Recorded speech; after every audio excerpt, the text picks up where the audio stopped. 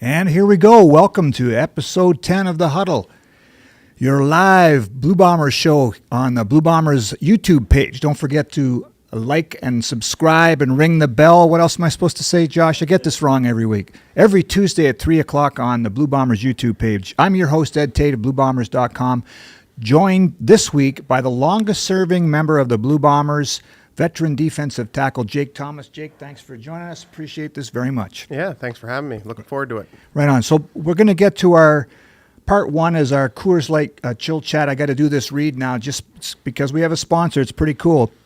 So this is our opportunity for fans to get to know a little bit more about Jake, this week's guest. It's brought to you by Coors Light, the official beer of the Winnipeg Blue Bombers, and we'll get right to it with a word from our sponsor.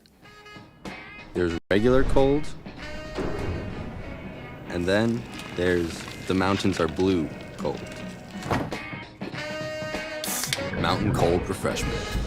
Coors Light, the chill choice. Right on. Listen, Jake, we always start this off now with the weekly poll question. I don't know if you've seen the show or not.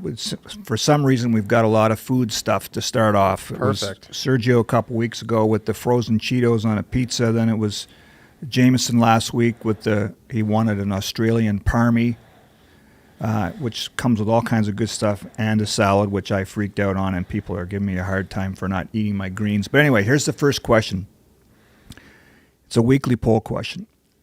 Do you consider a hot dog a sandwich? Does it have a hot dog bun?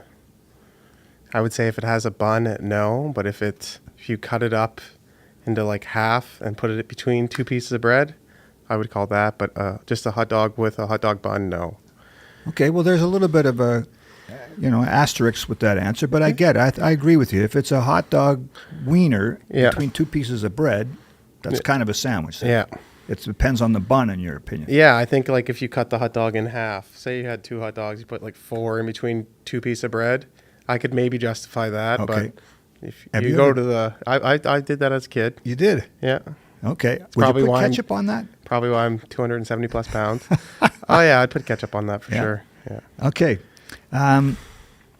Who was your childhood sporting hero? Mario Lemieux. Really, eh? Yep.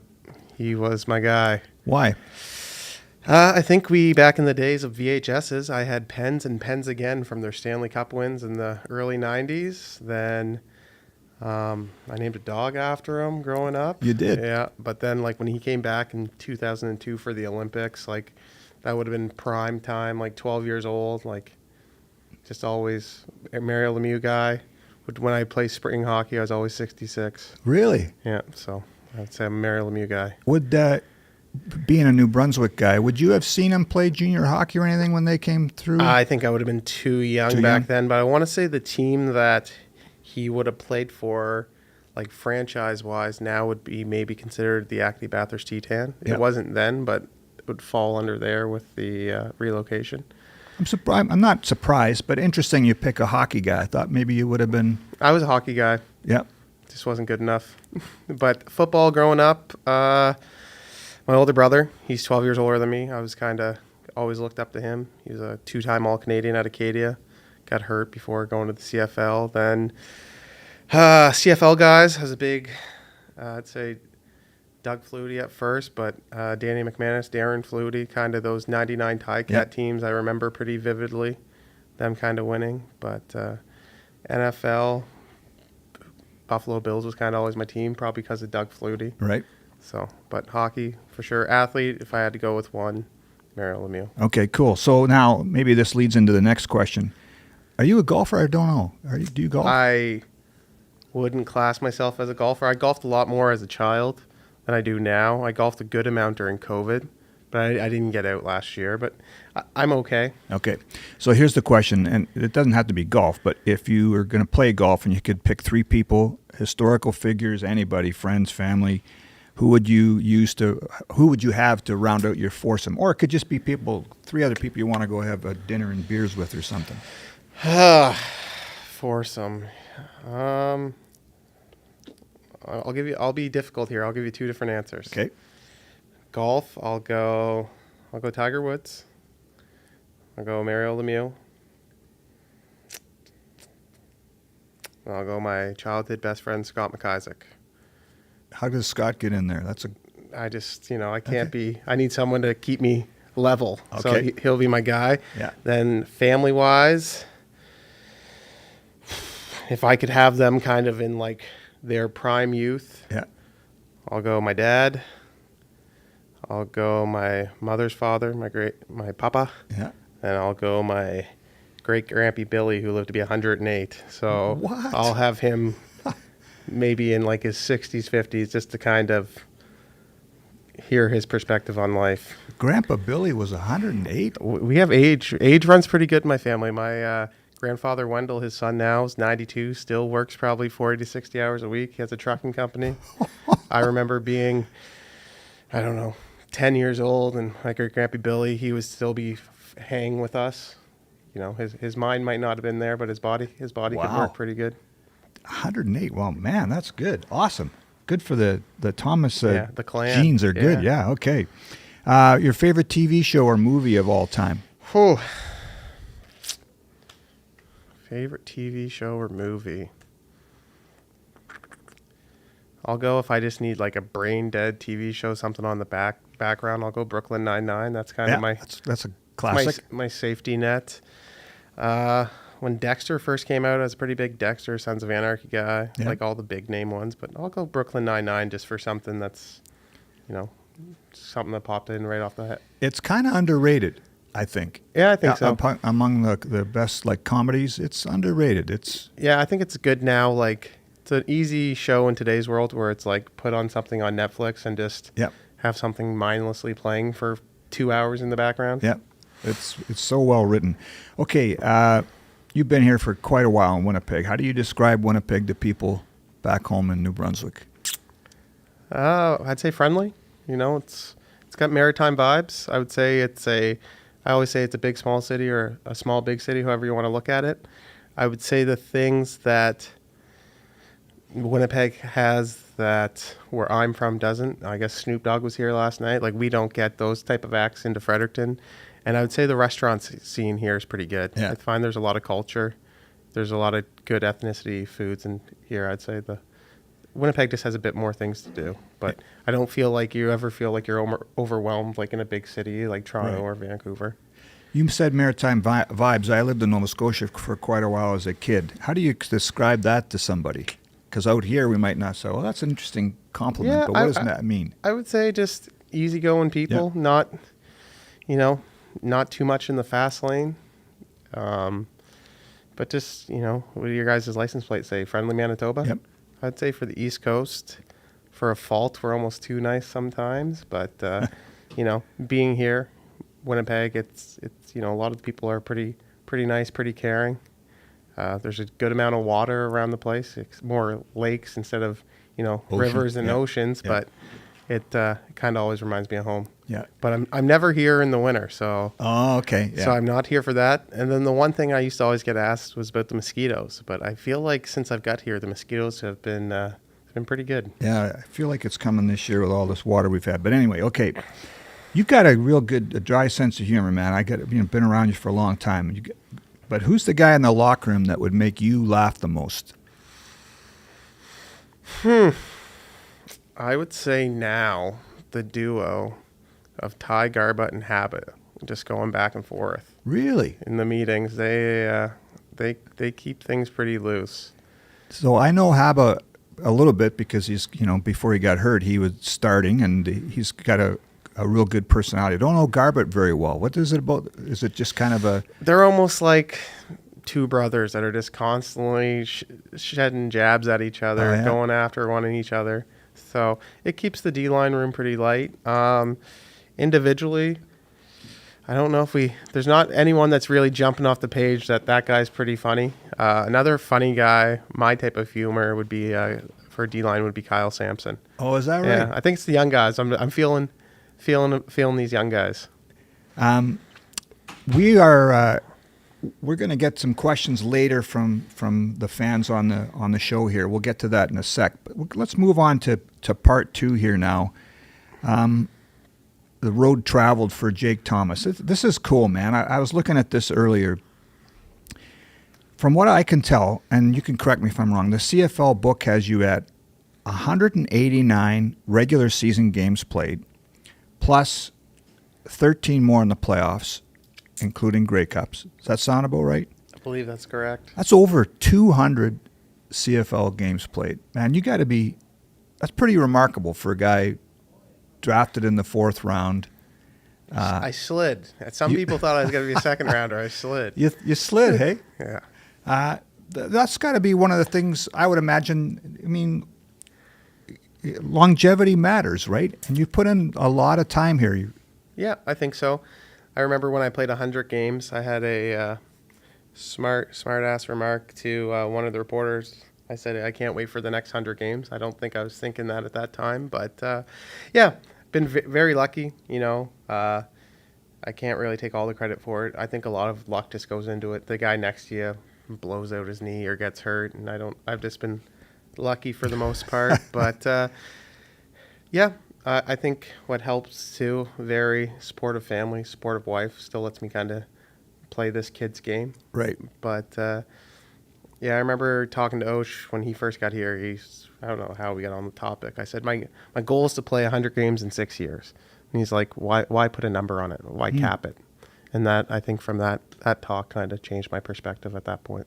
So I was looking at the draft that year. So this is, I'm saying this as a huge compliment. So the first pick in the draft that year was Ben Heenan, right? Yep, he was good. He was a very good offensive lineman, but didn't play very long, right? He played for a couple years with Sask, and then he finished, I think, his career on Indianapolis Colts practice roster. Cleon Lang still playing in Ottawa. Patrick Lavoie was another guy that played a long time. I think you probably played more games than anybody else in that draft class. Yeah, probably. But it was I would say up until COVID, we still had a bunch in that class. It was a pretty strong class. Like, even D-line wise, you had myself, Cleon, Jabbar Westerman. Yep. There's probably another 2 guys here that I'm missing, but like Mike Filer, he played a long time in Hamilton. O-lineman. O-lineman, yep. Yeah, I think there's 2 or 3 of us still kicking around. I want to say the long snapper, he played at St. Mary's. Aaron Crawford might still be playing. He was a late round guy. But yeah, I think Cleon back then, that was still kind of when you did the redshirt juniors were part of the draft. So I don't think he started till 13. But that's right. He's been a really good player in this league for a long time. Yeah. But it was a pretty good draft class. Well, it was for maybe other teams, but aside from you, this is the Bombers 2020 draft class. So Tyson Pencer, taken 3rd overall, played 7 games for the Bombers. Johnny Aprile, a wide receiver from Queens, did not play for the Bombers. Christo Bilakudi, a defensive end from Georgia State, did not play a game for the Bombers. Then Rennie Steffen, a linebacker from Harding, he played 13 games for the Bombers. And then, because we traded away some other picks after you, 4th round, 29th overall, Jake Thomas. That's amazing. Yeah, just was lucky. You know, I was lucky that this organization gave me a chance. You know, it probably worked into my favor that we weren't that good there for the first few years, so it gave me kind of time to develop. But it's crazy when you kind of think back to that and the names that have kind of came through and you've played with. But I think Bill Akiti, though, he was in the NFL for a long time. Yeah, I think he made it as a special teams guy down there, and you've got to be. Just let's talk about the New Brunswick kind of connections, right? I was looking this now again, Wikipedia. Who knows how accurate this is? According to Wikipedia, 14 players from New Brunswick have played in the CFL. Now that list includes you, Mike Miller, who was a good buddy of yours and the special teams coach, Bailey Feltmate, who just got here a couple weeks ago, played his first game, another Acadia guy, right? And then there's Al Sharouk, played with Toronto and BC, a receiver. Justin Kahn, who played with Montreal and Calgary. Bill Hadnaka, the receiver. I remember him because one of the first Grey Cups I can remember, he had a touchdown in the 1976 Grey Cup for Ottawa. Dan McCullough, the BC. I looked up to Dan McCullough. Fredericton. Oh, yeah? Yep, long snapper for BC. That's right. Why did you look up to him?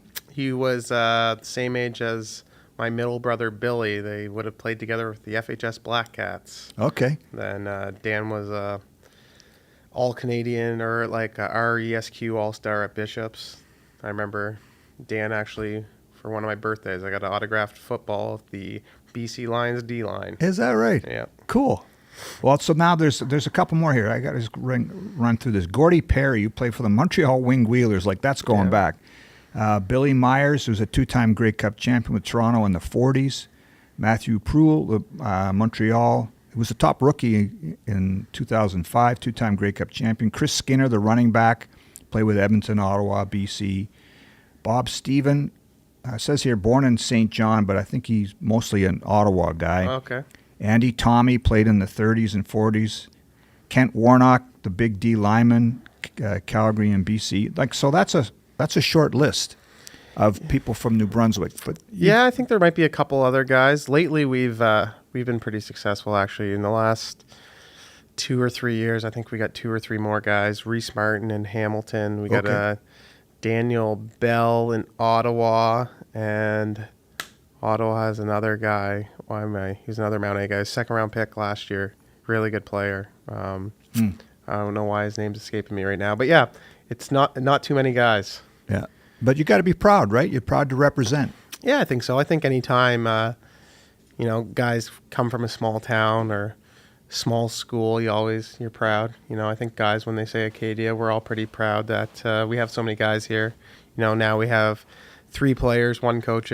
So it's pretty cool. Yeah. Let's go back to 2012. We talk about that draft class.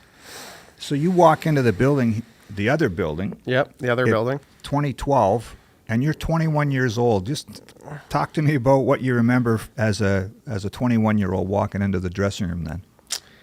Yeah, it was, definitely felt young.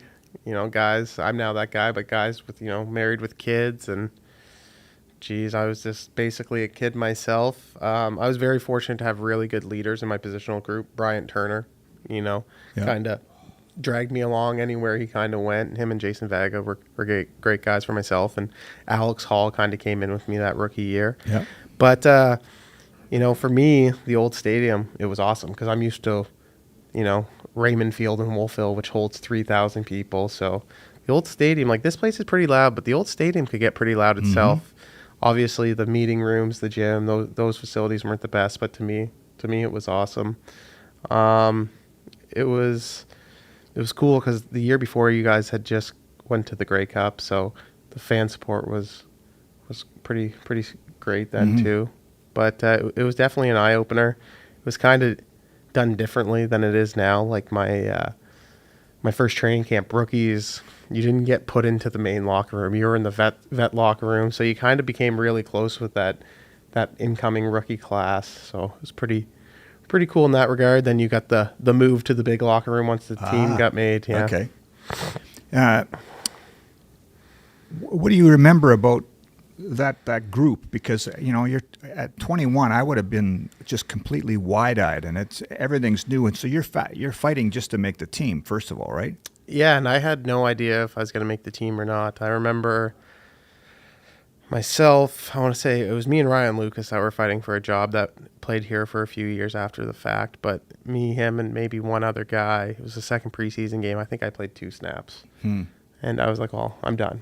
I'm not making it. Then the funny thing in the CFL is they don't tell you made the team. They just kind of call you and tell you if you don't make the team. So I think we had, it's crazy to think about now, but like 3 or 4 days off. We were staying in the old Kenad Inns, and I was just waiting in my hotel room just for a phone call. Then 3 or 4 days later, hey, you're on the team. I walked by Lapo, and he said, just to let you know, you're the 7th O lineman. Be ready.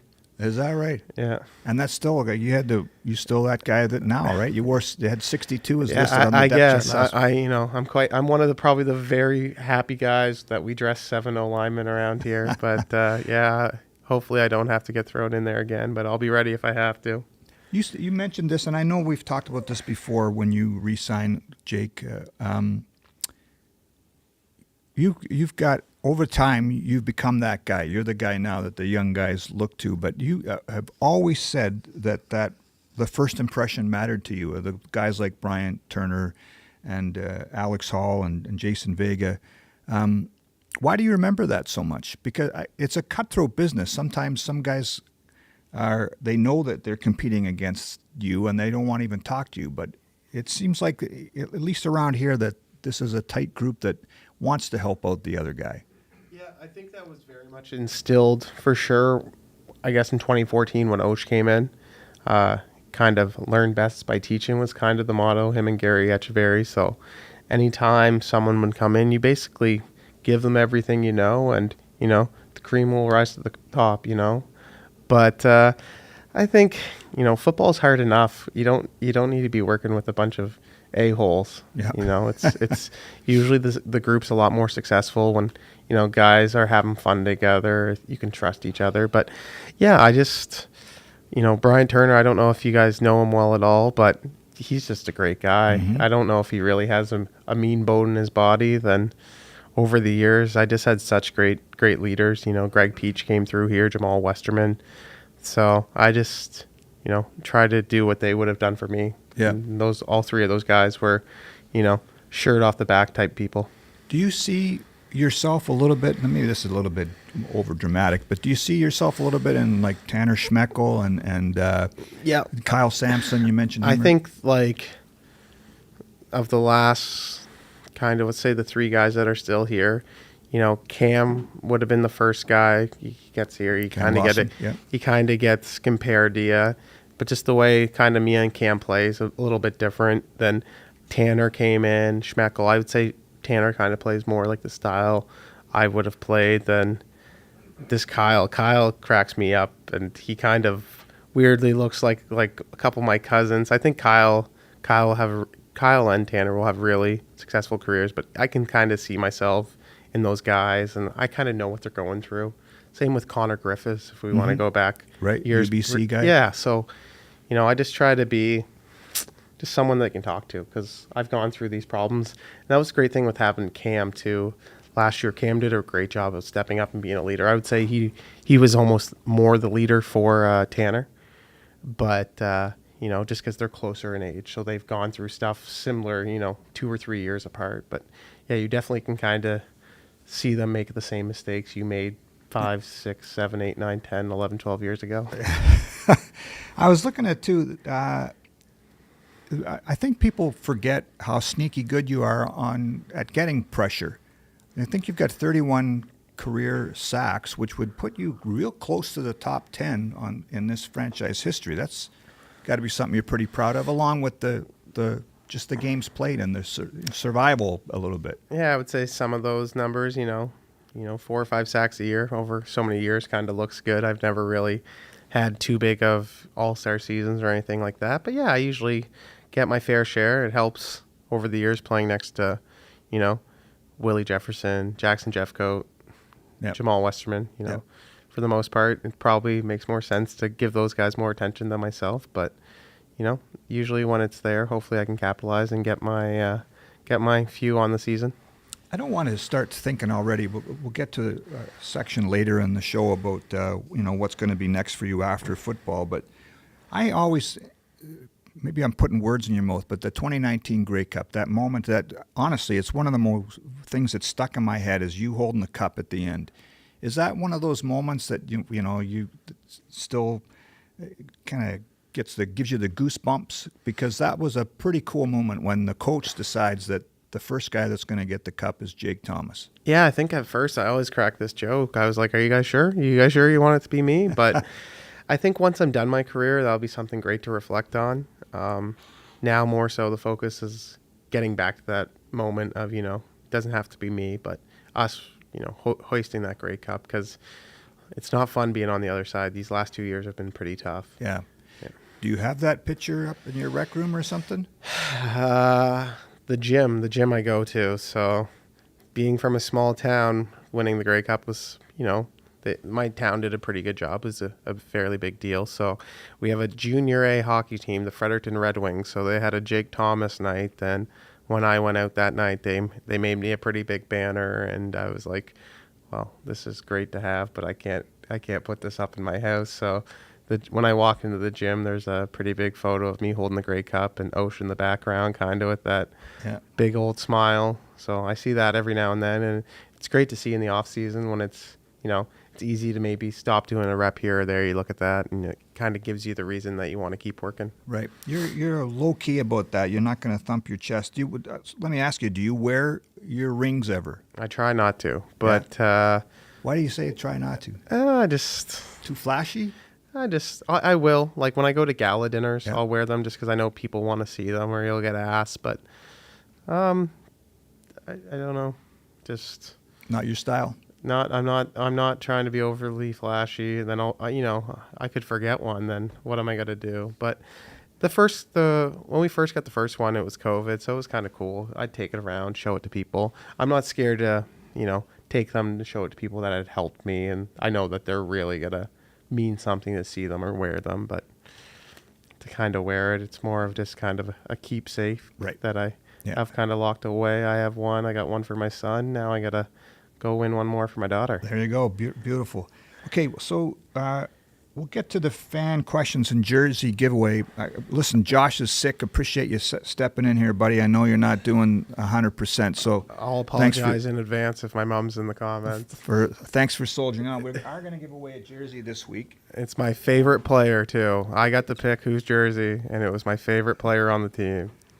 So the store, by the way, is super, super busy, right? But this is what Josh will give you the details on that. But this is the one we're giving away this week. A Dalton Schoen, number 83, Rookie of the Year a couple of years ago. Caught more passes, more yards than any other receiver the last 2 years in the CFL. So this is the jersey we're giving away. Josh, I don't know if you can talk still or can you step in? Yep, I'll jump in here. We're giving away a Dalton Schoen jersey today in the usual fashion. And you remember, you need to be able to pick it up at the ticketing counter in the Bomber store if you win. Okay, you got to pick it up at the ticketing counter in the Bomber store, and it'll be ready for pickup on Monday. Okay, and as I'm speaking, that's Winnipeg Sports Talk sending their lovely viewers over to us once again. So welcome to all those wonderful folks. You're just in time for the jersey giveaway and the question segment. How convenient. If you want to win the Dalton Schoen jersey, you got to type Schoen in chat, and a random winner will be selected. Okay, and typing it more than once does not increase your odds of winning. So just once in chat, and a random winner will be selected. Remember, pick up at the ticketing counter on Monday. Okay, all that out of the way. Let's get to a couple questions while the responses are rolling in here. And I'm just gonna scroll through the feed. Thanks to Huss and Remo from Winnipeg Sports Talk, by the way, for sending people over this way. Appreciate it. So Steen Reimer says, when you're smoking a brisket on the weekend, are you using wood or charcoal? I'm going to lose my man card here. I've never smoked a brisket. But I would... What did you say? Wood or charcoal? Wood or charcoal if you're going to smoke a brisket. If I was to do one, I would go wood. It sounds right. Honestly, I've never smoked Me a neither. brisket. That makes three of us, so there's nowhere to hide. Patty Neufeld, he smokes some brisket. My brother-in-law will. Our D-line coach, he makes a pretty good brisket. Is that but, okay? I haven't gone to that depths yet of the mid-30-year-old man. Getting a smoker. The next question's from David Asplund, and he says, Jake, being from the East Coast, where do you stand on lobsters, and can you cook a mean lobster dinner? So this might not go over too well. I am not a huge fan of lobster, but I will buy lobster for my parents or people for occasions. I could make a lobster. I don't know if it would be good or bad, but I will melt the butter, so it wouldn't matter if it is or isn't. Interesting. Mike Miller would be disgusted right now. Is he a big lobster guy? Mike Miller is. I believe his family, he was quite upset last week. His family just got in town, and I think his mom was having, a lobster dinner right before they left. Yeah. That sounds wonderful. Next question is from Curbs, and he says, what was the 2018-2019 culture shift like for you? Team culture shift. 18 to 19? Maybe he might be referring to when Mike took over as head coach. Oh, 2014. I would say the biggest thing, the culture shift, was just accountability to your teammate and, all kind of focused on one goal. You would have brought it up earlier. Guys can get lost just worrying about jobs. And I think that can happen, especially when you're going 5-13, 3-15. Guys are worried about their jobs, but we just got kind of the right people in there, good quality dudes and guys that you want to win for, and you you're not upset to sacrifice yourself on a play to see them succeed. You know, it's funny. I'm going to just build on that. That's a good question. You know, you've signed these one-year contracts all the time, and every year I ask you when you sign about, you know, what keeps you coming back. And you've said before, if we were 5-13, it can be. Maybe just talk about that. It can be like it's not fun. And it's emotionally and physically draining in a different way, isn't it? Because it's just all you're thinking about, and it's negative.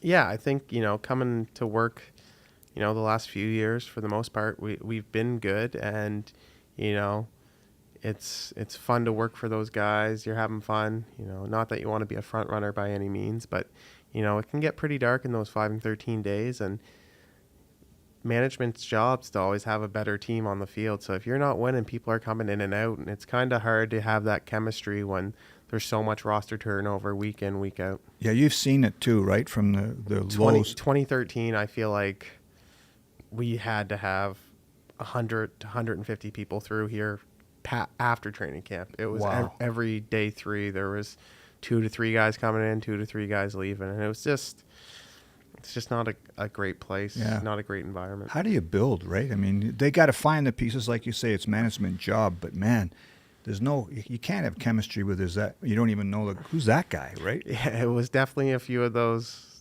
I don't know these names. I remember one play, I'm not going to say the D lineman's name in 2013, but he got in for a play. He did something wrong. The coach hollered at him, said, "You did something wrong." He's like, "This is my first play." And I think the response was, "It'll be your last." Oh, wow. That's cutthroat. All right, I'm going to jump in there at that point. We do have our winner, our jersey giveaway winner, and congratulations to Stephen Lunn. Stephen Lunn, congratulations on your Dalton Schoen jersey. And remember, you need to pick that up at the ticketing counter in the Bomber store on Monday. You don't have to come on Monday, but don't come before Monday because it will not be there yet. What do we, correct me if I'm wrong, if the size isn't right, they can exchange it, right? We'll make that happen, no problem. This Thanks. is an extra Thanks, large, by the way. So Stephen Lund, congratulations. And I do see we have some awesome questions in chat, but we will come back to them later at the tail end of the show. And I want to encourage everybody to keep putting questions in the chat because we will get to them later near the end of the show. So great questions in chat. And keep putting them in there, and I'll pass it back to you, Ed. Okay, I should have asked this earlier. It could have been in the Coors Light chill chat question part. Like I said, there's been a lot of food questions, right? Yep. And you're a D lineman. D linemen like to eat. Well, everybody does, but I think you guys like to eat. We had the Cheetos and pizza thing from Sergio, which is just bizarre how that's gone viral on Instagram. We had Jameson last week he wants an Australia parm sandwich. He told me today 2 restaurants in Winnipeg have stepped up to make it available for as many Bombers as he wants to bring. So thank you for whoever that is, and be prepared, because if he brings as many guys as he wants, that could be crazy. And so what would be your kind of go-to cheat meal or post-game meal when the hay's in the barn, so to speak, and you're going to indulge? I'm going to be difficult again. I'll go a nice restaurant meal. Coliseo in Winnipeg. Brenda, she's awesome. There's the plug. Yeah, there's the plug. So I have a off-menu order. So I will get the chicken parm, but with carbonara instead of. It's excellent. Okay. If you've never tried it, it'd be great.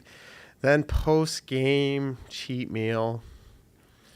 I'm nothing too fancy here. I guess maybe if we win, I'd grab an ice cream. If we lose, I can't be indulging. Right. But yeah, nothing. I'm fairly cheap in the sense whatever's at the stadium at the time. But post game ice cream would kind of be my sweet tooth. Okay, so you mentioned the chicken parm again. I don't know why this is a big deal with you guys, but so Jameson said last week. Let me ask you this. Now he had. I'm not. I heard his Okay, parts. That's so not my chicken parm. He had two chicken breasts breaded, the red sauce coated in cheese, fries, dark gravy. He said, and then the salad part. And that's where I lost it on the salad. I wouldn't have the. I like my chicken parm, I guess, with pasta or pasta, however you want to call it. Us East Coast guys usually get made fun of for saying pasta. Okay. But yeah, mine would be more noodles, I guess, with that stuff. Maybe if you wanted a chicken parm sandwich, but No fries, no gravy. Okay. Maybe a salad on the side, but not on the plate. Okay, cool. Okay, well, let's move on to the next part of our of the show here. The next segment is called. I had titled it "Next" because, look, I know you're still good at your job. You still love what you do, but during the pandemic, when everybody was starting to wonder about life after the pandemic or how your career might be affected, it hit everybody so hard. But you started to work in commercial real estate. Is that something you're still doing, or? Yep, residential. Residential. Yeah, Okay. I try to avoid the commercial. So I can't remember what day they called. I had wrote my real estate. I have a business degree from Acadia. If I didn't make the Bombers my first year, my plan was to go back to Acadia and I was graduated, but study for the LSAT. I was past that point in my life. Then I the year or two before the pandemic, I had wrote my real estate license. I think it was in 2018. So once the season got canceled, I think I had two or 3 days. I felt sorry for myself. Then one of my groomsmen in my wedding, his family runs Keller Williams, New Brunswick. So I was able to join the Drysdale team. And yeah, it was awesome. I was able to job shadow and kind of gave me more perspective and made me, to be honest, enjoy football more. I realized how hard it was to make a living outside of football, and I realized how grateful I should be for everything that was kind of given to me from 21 on. Real estate, I still enjoy it. Yeah. That will probably for sure be the avenue I go, I'd say, when football's over. I don't know if that will be something I do for the rest of my life, but I think it'll be kind of a great buffer. So you don't, when the season's on, obviously you just you can't be. I send everything back. Yeah. Kind of to them. I'll still get the occasional email and stuff. I actually had a phone call right before this for one of my clients is thinking about listing his house. So okay. I'll be kind of the middleman there to get them Yeah. to my members at the Drysdale team. Then they'll take care of them. I remember we talked during the COVID lost season, and we were joking around, but I think you were talking about getting a business card or a billboard that says Jake Thomas will tackle all your real estate needs. Yeah. Something clever like that? I think I did a Facebook ad like that at one point. But yeah, I tried to avoid it for the first part too when I was in real estate, just because I didn't want to be known as Jake Thomas, the football player. I kind of wanted to separate those. Right. Yeah. But being in a small town, that kind of people realize. Yeah. Well, and the celebrity's a funny thing, because it works when you have your curling classic to try to raise money. So, right? I mean, it's okay to be well known sometimes. Yeah, it doesn't hurt. It's one benefit of being from a small town, and kind of everyone from my area that has, let's just say, played sports has always been someone that's, given back. Jake Allen would be a close friend of mine. He has a golf tournament every year. They make a boatload of money. Matt Stairs, the pinch hitting home run leader of all time in the MLB, he's also a Fredericton guy. He gives back a bunch. So it kind of just goes with the calling. But yeah, been very successful with my curling classic. Very fortunate that a lot of guys each year are willing to come. Sometimes it's hard where I can tell guys, listen, it's hard for me to get you from wherever you are in the States to Fredericton, New Brunswick. So I might not be able to do it. But yeah, we usually have guys lining up to come to beautiful Fredericton in February, so that's always nice. So Jake Allen's a buddy? Yeah, close friend. Yeah.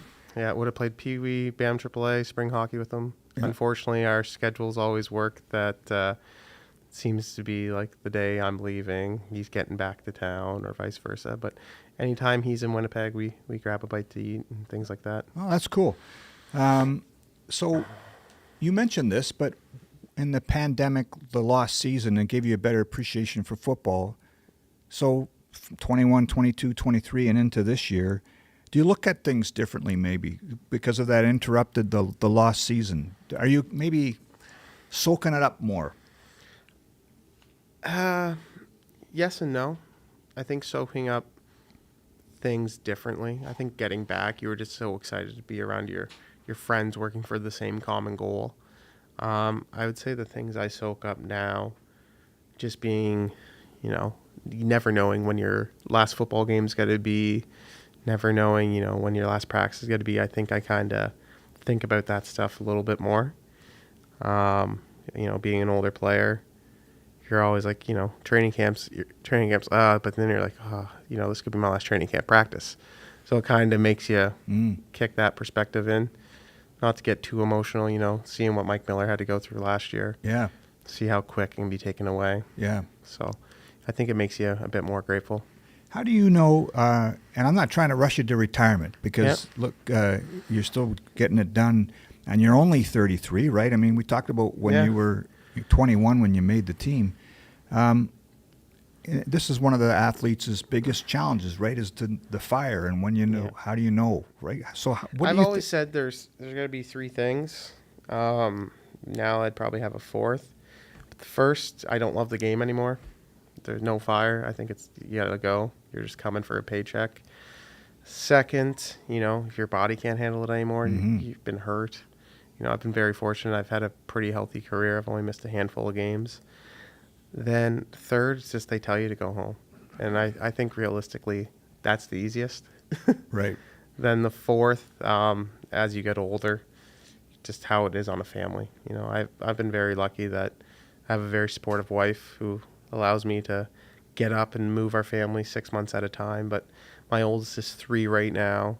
So like once they start school, that would, I'm not going to say I'm going to play that long, but that would add a whole new dynamic because I don't think I'm at the point in my life where I'd be able to do this and my family's not here. Yep. And I don't know how much I would want to be, having them in and out of school. Yeah. It'd be hard to be separated from, I know lots of players have done it over time. Yeah, but it's hard. From 2014 to 2019, me and my wife did long distance. Yep. We'd see each other every 7 weeks. But it's, it's hard enough right now. I tell my son at 7 a.m. I'm going to practice. And you got a leg grab because I haven't seen him in 5 weeks. Daddy, don't go, or you got to be back. Yeah. It's things hard. like that make things different. Yeah. And you're heavily involved in the Players Association. What besides the real estate? What would you stay connected to football somehow? I would love to stay connected. Yeah. I don't know what avenue that's going to be. I'm sure if you asked a few guys, they'll make smart-ass comments and call me GM Jake. I've said that to a few guys over the years, helped them with stuff. But I think worst case, I think I wouldn't mind writing my CFL agent license and kind of maybe be an agent for the guys, maybe in the AUS conference out east. That's a great idea. Yeah, and maybe Canadian D tackles. I'll try to get a few of these young guys. But I think that would be something. I think football will be something I always want to have a part of my life. Mm-hmm. I just don't know at what avenue. I think,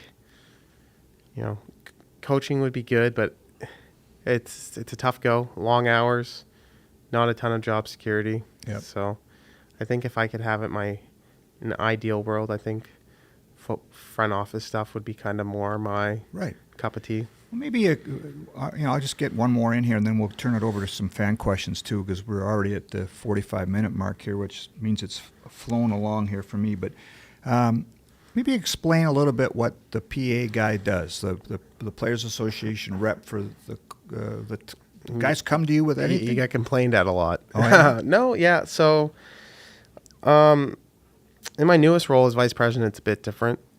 But as a player rep in general, the biggest part of your job is just making sure the CBA is being upheld.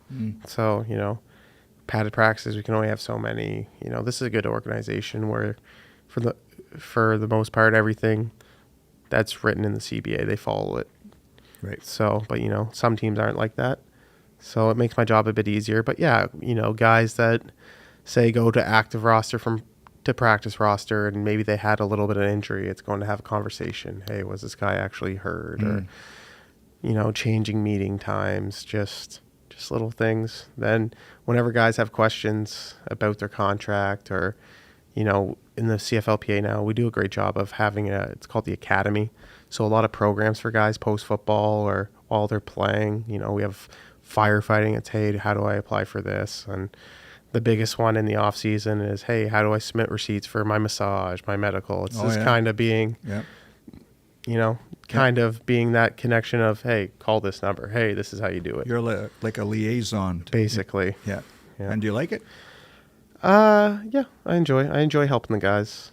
I would say the reason I got into the PA, I was kind of always the guy that was talking to our PA guys and being like, hey, we should do this. Then with CBAs happening and things like that, I would maybe even have been a bit of guy that would complain about the CBA, or not CBA, but the PA and stuff. So, I think if you're going to complain, you might as well sign up. It's like those people that complain at volunteer coaches. It's like, well, if you want to complain, why don't you grab the whistle and join? Yeah.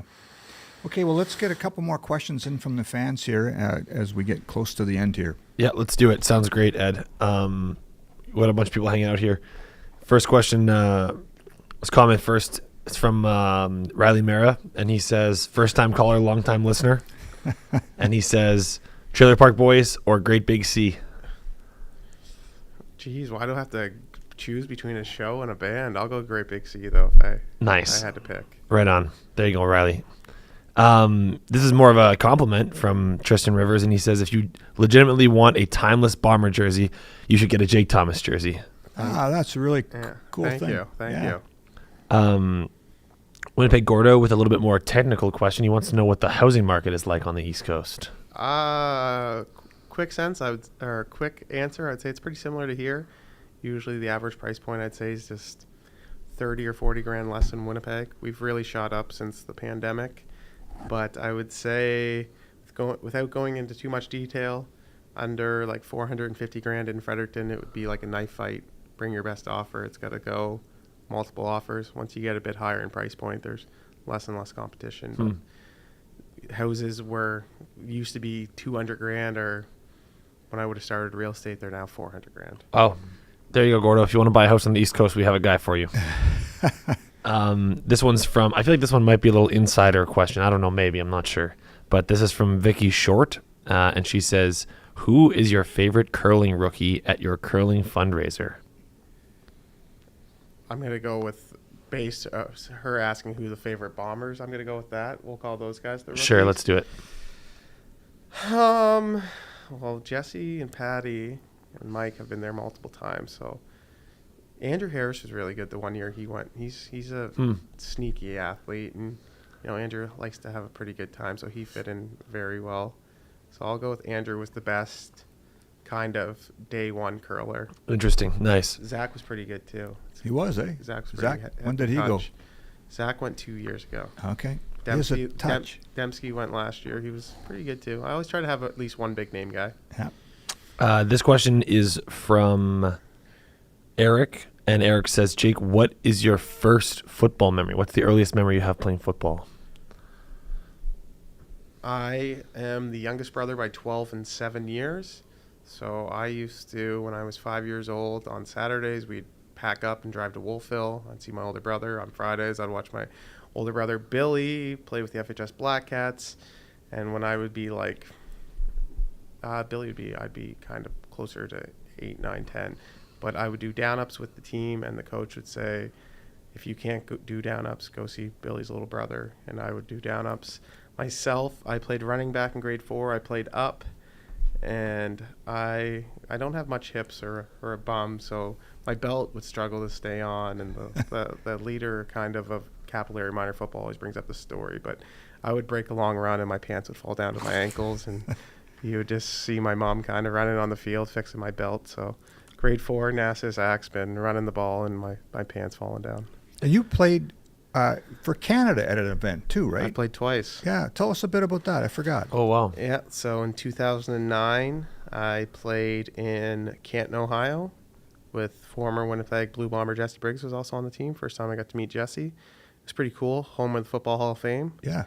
We did pretty well. We snuck. What event was that?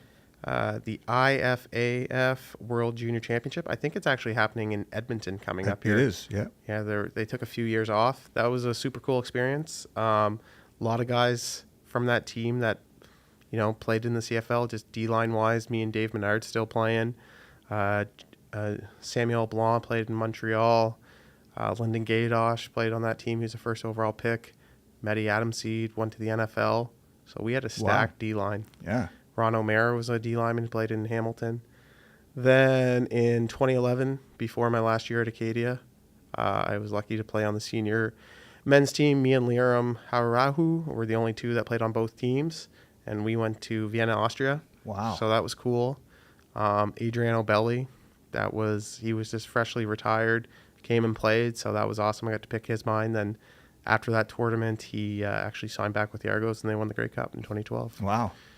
That's pretty cool. That was awesome. I'm going to put out the last call for questions in the chat and give you the question. If none else roll in, here's the last question, I suppose. Sure. Where did the nickname Fat Boy come from? Jeff Cummins, the Acadia football head coach. Then a bunch of my teammates would call me in. I'm a guy that doesn't have a lot of nicknames. It doesn't have like a ton of nicknames, but I have a lot of nicknames. So I have 5 or 6 different nicknames depending on where I am living in the world. Guys at Acadia, I'd either be JT49, Fat Boy. Back in the day, I was called the Kid for a lot of my buddies back home. They now all call me Jerry now. Jerry. And Jesse Briggs was called Jerry here, so there'd be a lot of head turning. Then, Jerry, Gerald. Then I got some other nicknames. I'll keep that to myself. I had a rap name in high school. I have a money clip with this. I don't know, but Chunky Salt. So a guy with a lot We of left this to the end. That's the best part. Chunky Salt. Chunky Salt. But I'm also weirdly a guy who gets a full name. Like if you were to say my name, you wouldn't call me Jake. You wouldn't call me Thomas. I'm Jake Thomas.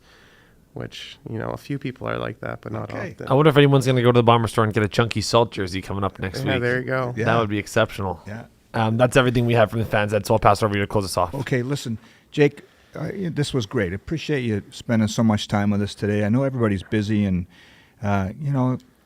0-2 start. I think there's still a lot of faith in this place that we're going to get it right. So appreciate you spending time when a lot of guys are in meetings and you found some time to do this for us. Thanks to our sponsor, Coors Light, and to all our Bomber fans for joining us this week. Don't forget to join us every Tuesday at 3 and subscribe and hit the like button. Appreciate you very much, Jake. Thanks a lot. Yeah, thanks for having me.